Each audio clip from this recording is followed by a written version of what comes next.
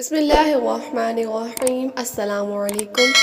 چھپکلی ایک رینگنے والا جانور ہے جو ہمارے گھروں میں عمومی پایا جاتا ہے۔ چھپکلی کی کچھ اقسام تو بالکل زہریلی نہیں ہوتی، لیکن بعض ایسی زہریلی ہوتی ہیں کہ اگر وہ کسی انسان کو اپنی زبان لگا دے تو انسان مر سکتا ہے۔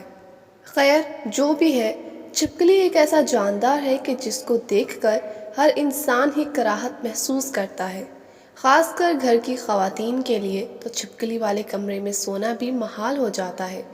اب سوال یہ پیدا ہوتا ہے کہ ہم چھپکلی کو مار سکتے ہیں یا نہیں؟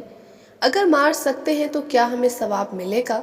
اگر ثواب ہی ملے گا تو پھر کیا ہم چھپکلی کو ڈھونڈ کر بھی مار سکتے ہیں؟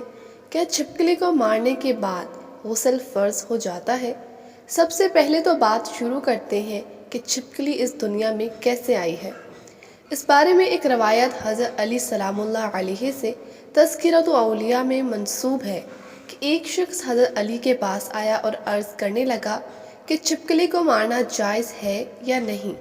حضرت علی فرمانے لگے کہ نبی پاک صلی اللہ علیہ وآلہ وسلم نے فرمایا تھا کہ چھپکلیوں کو مارا کرو۔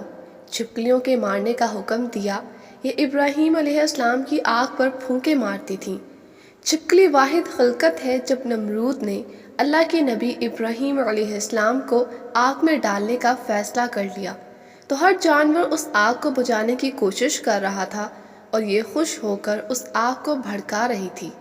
تب ہی سے اللہ نے اس پہ لعنت بھیج دی اور اسی لیے اس کو مارنا یا اپنے گھر سے بھگانا گناہ نہیں۔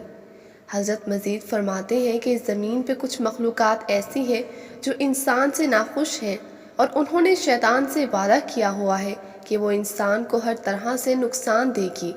ان میں سے ایک چھپکلی اور اس خاندان سے جڑی مخلوقات ہیں۔ آدم علیہ السلام کی خلقت سے لاکھوں سال پہلے اس زمین پر چھپکلی کا خاندان کثیر تعداد میں بستا تھا اور وہ دن بدن بہت زیادہ بڑے ہونے لگے اور یہاں تک کہ زمین کو دوزخ کی مثل بنا دیا۔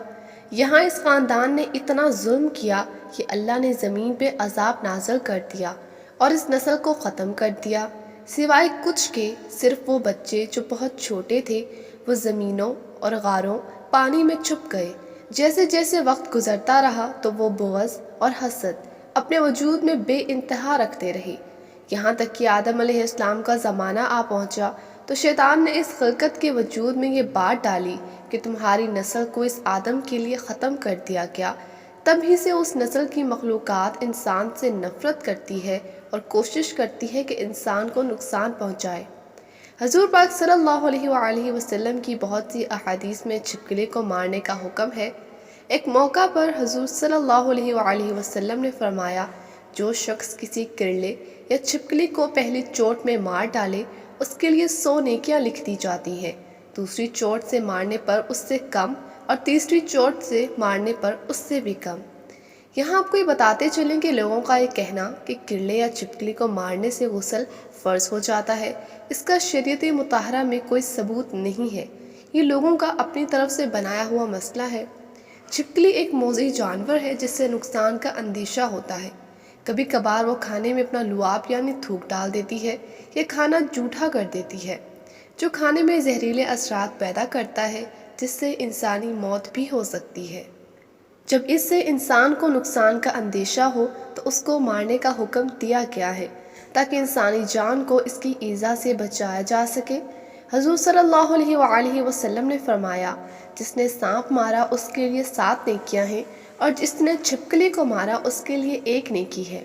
اس لیے دوستو، اس موذی جانور کو گھر سے بھگانا اور اسے مارنا جائز ہے۔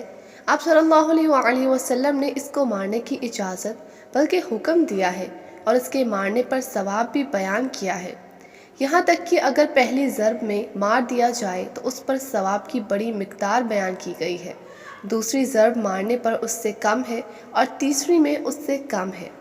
اس ویڈیو کو صدقہ جاریہ سمجھ کر ضرور شیئر کریں۔ شکریہ۔